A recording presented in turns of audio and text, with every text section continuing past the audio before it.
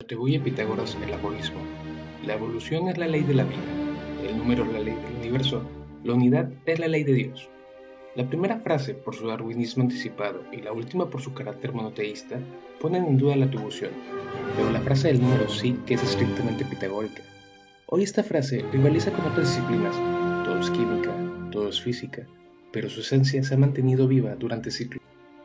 Hasta los economistas le han hecho caso. Cuando puedes medir aquello de lo que hablas y expresarlo con números, sabes algo acerca de ello. Pero cuando no lo puedes medir, cuando no lo puedes expresar con números, tu conocimiento es pobre e insatisfactorio. Esta frase se atribuye al físico y matemático escocés William Thomson. Lord Kelvin, que creó la escala de temperaturas absolutas en 1848, en su honor, la unidad de temperatura en el Sistema Internacional de Unidades recibe el nombre de Kelvin. Efectivamente, como manifestó Thomson, medir es algo fundamental para la ciencia moderna, pero medir también resulta necesario en la cotidianidad, del día a día. El conocimiento y dominio del entorno más inmediato, lo mismo que del más lejano, no sería posible sin haber realizado de alguna manera alguna medición. Las mediciones más finas, más fiables y exactas tienen necesidades de las matemáticas. El ser humano ha elaborado a lo largo de la historia estrategias para medir. Con ellas ha sido capaz de medir el planeta en el que habita, el espacio interestelar e intergaláctico, o el tiempo. Ha ideado unidades apropiadas para ello y ha comprendido que puede realizar medidas directas o indirectas. Desde muy antiguo, la humanidad observó que los ciclos naturales eran importantes para la vida de los pueblos, y descubrió que mirando los cielos podía medir el paso del tiempo a través del movimiento de los astros. Dicho movimiento se relacionó con acontecimientos del entorno natural. El propio entorno natural también fue objeto de medición, primero de manera local, para delimitar el territorio habitado, y más adelante de manera más general, para dar cobertura a viajes y expediciones comerciales. La percepción inicial de metrología deriva de su etimología del griego metros, medida, y logos, tratado, concepto que debe ser casi tan antiguo como el ser humano. Podemos decir que metrología es la ciencia de las mediciones y que medir es comparar con algo que se toma con base de una comparación.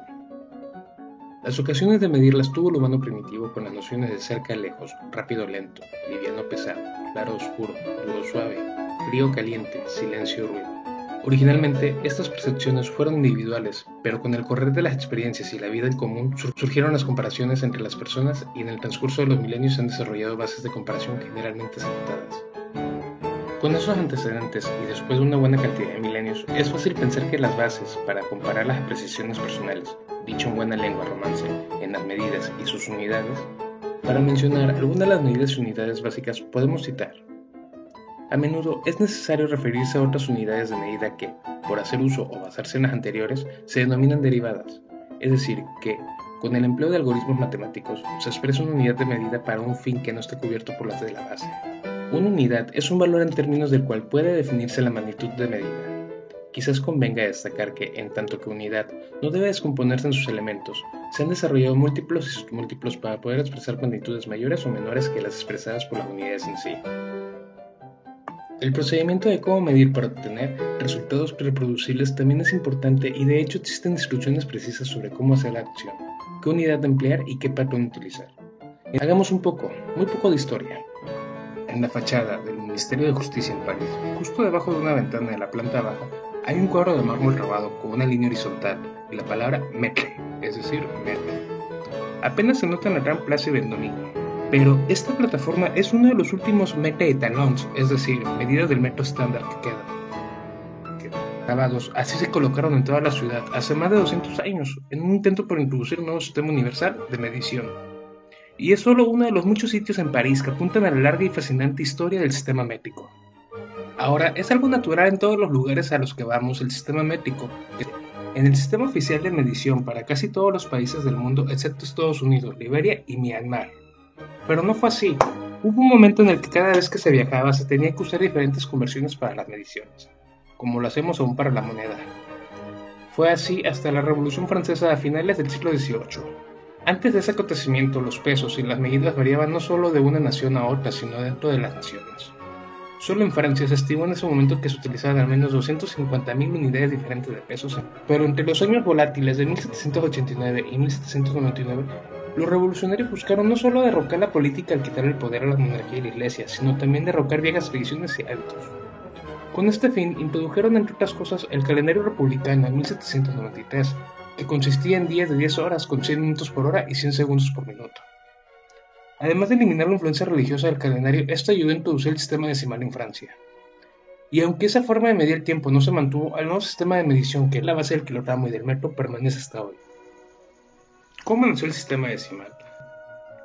La tarea de idear un nuevo sistema de medición se asignó a los pensadores científicos más preeminentes de la Ilustración francesa. Estos científicos querían crear un conjunto nuevo y uniforme basado en la razón, en lugar de las autoridades y tradiciones locales. Por lo tanto, determinaron que el metro debía basarse exclusivamente en la naturaleza, tenía que usar una 10.000.000ª parte de la distancia desde el polo norte hasta el ecuador. La línea de longitud que va desde el polo hasta el ecuador, que se usaría para determinar la longitud del nuevo estándar, fue el meridiano de París. Esta fue trazada en su curso actual por dos astrónomos que partieron de París en 1792, Jean-Baptiste Joseph Delambre, que viajó del norte de Dunkerque, mientras que Pierre Marchais viajó al sur a Barcelona. Usaron la última tecnología de la época y el proceso matemático de triangulación para medir el arco meridiano entre las dos ubicaciones a nivel del mar. Luego, extrapolando la distancia entre el polo norte y el ecuador al extender el arco a una elipse, los dos astrónomos acordaron al reunirse al cabo de un año en París para presentar el nuevo estándar de medición. El proceso, sin embargo, terminó tomando 7. Como Adler detalla en su libro, la medición de este arco meridiano en un momento de gran agitación política y social demostró ser una empresa épica. Los dos astrónomos fueron recibidos frecuentemente con sospecha y animosidad. Cayeron dentro y fuera del favor del Estado, e incluso resultaron heridos en el trabajo, dando que implicó escalar puntos altos como las cúpulas de las iglesias. El panteón de Luis XV, encargó originalmente que fuera una iglesia, se convirtió en la estación geodésica central de París, desde cuya cúpula de alambre triangulaba todos los puntos alrededor de la ciudad. Hoy en día sirve como mausoleo para héroes de la República como Voltaire, René Descartes y Víctor Hugo. Pero durante el tiempo de Delambre sirvió como otro tipo de mausoleo, en almacén para todos los pesos y medidas anteriores que había enviado a las ciudades de toda Francia en anticipación del nuevo sistema. A pesar de todo el esfuerzo y conocimiento dedicado a la nueva medida, este rápidamente tuvo que enfrentarse a un nuevo obstáculo. Nadie quería usarla. La gente se mostraba renuente a abandonar las viejas formas de medir, ya que estaban estrechamente ligadas a los rituales, costumbres y economías locales. Las autoridades de París estaban tan desesperadas por la negativa del público a renunciar a su antigua medida que incluso enviaron inspectores de policías a los mercados para hacer cumplir el nuevo sistema. Finalmente, en 1812, Napoleón abandonó el sistema métrico, aunque todavía se enseñaba en las escuelas. En gran parte dejó que las personas usaran las medidas que les gustaban hasta que fue restablecido en 1840. Pasaron aproximadamente 100 años antes de que casi todos los franceses comenzaran a usarlo. Pero esto no solo se debió a la perseverancia del Estado. Francia avanzaba rápidamente hacia la revolución industrial. La cartografía necesitaba de cada vez mayor precisión por razones militares. Y en 1851 se celebró la primera de las grandes ferias mundiales donde las naciones debían mostrar y comparar su conocimiento científico e industrial. Y por supuesto, para esto se necesitaban medidas claras y estándares como el metro y el kilogramo. Esta tarea ayudó notablemente a una de las instituciones internacionales más antiguas del mundo, la Oficina Internacional de Pesos y Medidas, BIPM por sus siglas en francés. Originalmente establecida para preservar los estándares internacionales, la BIPM promueve la uniformidad de 7 unidades internacionales de medida: el metro, el kilogramo, el segundo, el amperio, el kelvin, el mol y la candela. Fue allí donde se elaboró la barra de platino del metro estándar, que se usó para calibrar cuidadosamente las copias que luego se enviaron a otras capitales.